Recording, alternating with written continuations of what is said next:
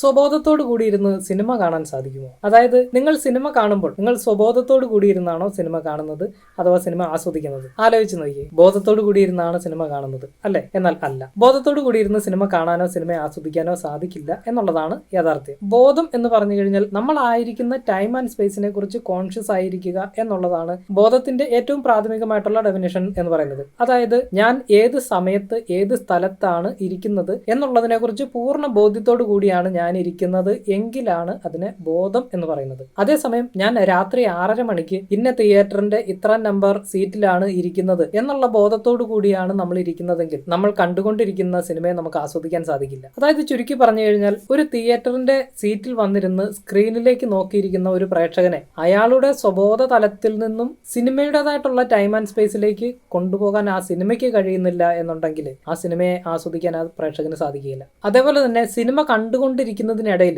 സിനിമയിൽ നമ്മൾ കാണിക്കുന്ന സ്ഥലകാലങ്ങൾക്കൊപ്പം ആ പ്രേക്ഷകൻ മനസ്സുകൊണ്ട് സഞ്ചരിക്കുന്നില്ല എങ്കിൽ അയാൾ ആ സിനിമയിൽ എൻഗേജ് ചെയ്യുന്നില്ല എന്നാണ് അർത്ഥം. അതേപോലെ തന്നെ സിനിമയിൽ കാണിക്കുന്ന സ്ഥലകാലങ്ങളിൽ നിന്നും മാറി പ്രേക്ഷകൻ അയാൾ ഇരിക്കുന്ന സ്ഥലകാലങ്ങളിലേക്ക് അയാളുടെ ബോധം വന്നിട്ടുണ്ടെങ്കിൽ അയാൾക്ക് ആ സിനിമയിൽ എൻഗേജ് ചെയ്യാൻ സാധിക്കുന്നില്ല എന്നാണ് അർത്ഥം. അപ്പോൾ സിനിമ സംവിധാനം പഠിക്കുന്ന ഒരാൾ അല്ലെങ്കിൽ സിനിമയെ പഠിക്കുന്ന ഒരാൾ ഒരു പ്രേക്ഷകനെ എങ്ങനെ അയാളുടെ സ്ഥലകാലങ്ങളിൽ നിന്നും സിനിമയുടെ സ്ഥലകാല ബോധത്തിലേക്ക് എങ്ങനെ കൊണ്ടുപോകാം, അതേപോലെ തന്നെ സിനിമയുടെ സ്ഥലകാല ബോധത്തിൽ നിന്നും പ്രേക്ഷകന്റെ സ്ഥലകാല ബോധത്തിലേക്ക് പോകാതിരിക്കാൻ എന്തൊക്കെ കാര്യങ്ങളെയാണ് നമ്മൾ ചെയ്തു വെക്കേണ്ടത്, അത്തരം കാര്യങ്ങളെ മനസ്സിലാക്കിക്കൊണ്ടുള്ള ഒരു പഠന സംവിധാനത്തിന് മാത്രമേ ഒരു മികച്ച സംവിധായകനെ സൃഷ്ടിക്കുവാൻ സാധിക്കുകയുള്ളൂ, മികച്ച സിനിമകളെ സൃഷ്ടിക്കുവാൻ സാധിക്കുകയുള്ളൂ. സിനിമയെക്കുറിച്ച് കൂടുതൽ അറിയാനും പഠിക്കാനും നിങ്ങൾക്ക് താല്പര്യം ഉണ്ടെന്നുണ്ടെങ്കിൽ ഈ ചാനൽ ഫോളോ ചെയ്യാവുന്നതാണ്.